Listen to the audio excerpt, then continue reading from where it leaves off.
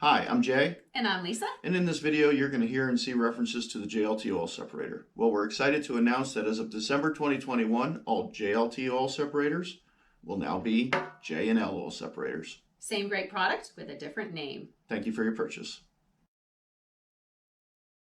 We're going to walk you through the install of the JLT oil separator for your 1.5 turbo Civic. Included in the JLT oil separator kit is this oil separator, mounting bracket, 2 mounting screws, mounting bolt, zip tie, PCV hose, and hose clamp. Tools needed for installation: it's light oil for lubrication, flathead screwdriver, Phillips head screwdriver, pair of needle nose pliers, and a 10mm socket, ratchet, and extension. First thing we're going to do is take the bracket and the can, the screws that were supplied with the kit, get those together.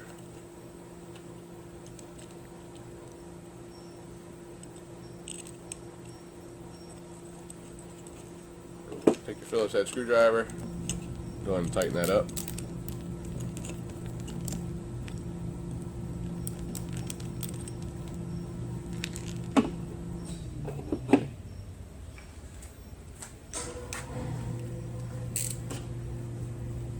Take your separator and your mounting bolt to the car, and we're going to loosen this 10mm bolt that's on the corner of the coolant reservoir.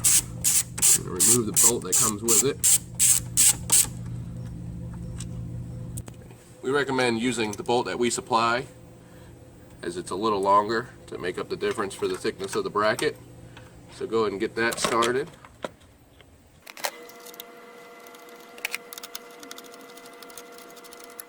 And just use some care before you tighten it down to make sure you're clearing these small vacuum lines, and also the bracket is not touching the AC line.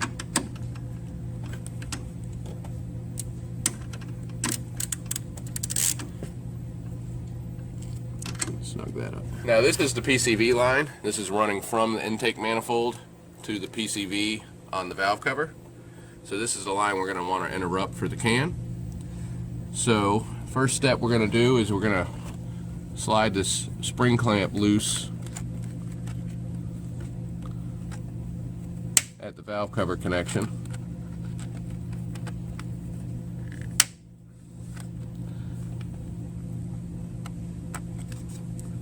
Just slide that back. Now what you'll need to do is take your pliers and go around the hose, and you'll have to wiggle it to break the seal to work it off of the valve cover.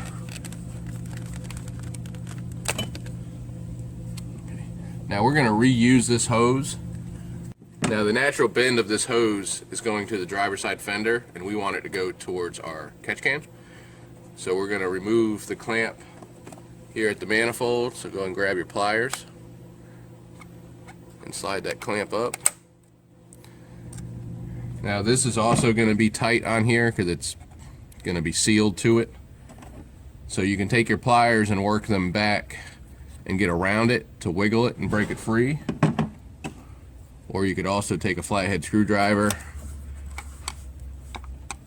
and work around between the edge of the manifold and the hose and just work it around slowly while keeping pressure on it to break it free and pull it off.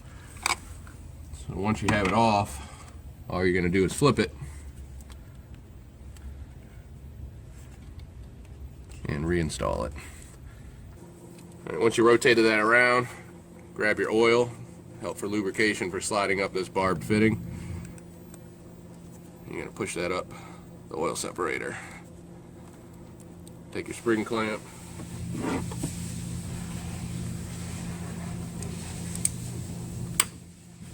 and slide that up.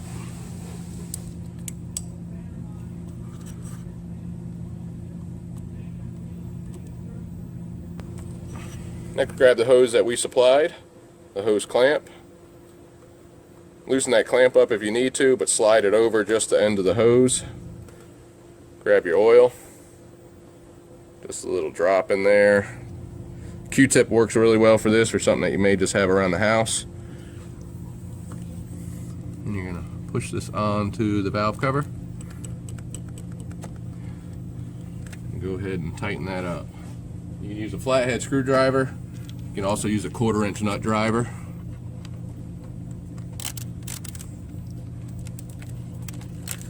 It's plastic, so it doesn't need to be very, very, very tight, just tight enough to seal air. Then you're gonna route your hose, run it underneath this large vacuum line. Take your oil,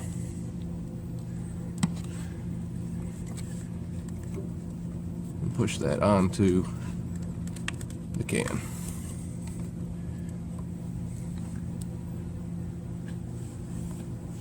Want to go ahead and reinstall your spring clamp on the manifold hose, so just grab your pliers, work that back down to the barb, and release.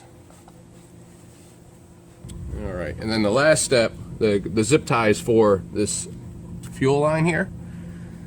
Now the hose kind of pushes against it and keeps it out of the way. This is fine, but you could take this and run your zip tie through this back bracket.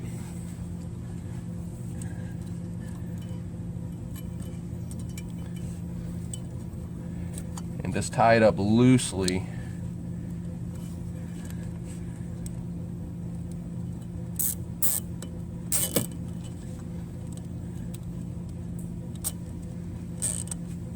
Just to keep that line off of one another.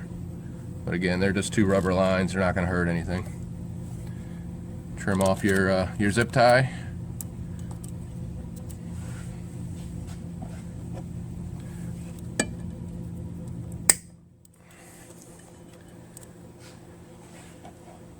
That completes your install.